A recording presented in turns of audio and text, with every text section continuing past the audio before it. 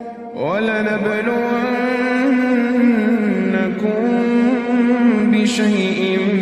مِّنَ الْخَوْفِ وَالْجُوعِ وَنَقْصٍ مِّنَ الْأَمْوَالِ وَالْأَنفُسِ وَالثَّمَرَاتِ ۗ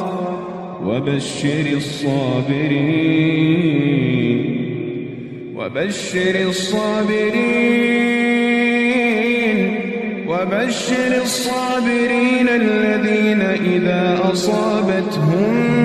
مُّصِيبَةٌ قَالُوا إِنَّا لِلَّهِ وَإِنَّا إِلَيْهِ راجِعُونَ أُولَٰئِكَ عَلَيْهِمْ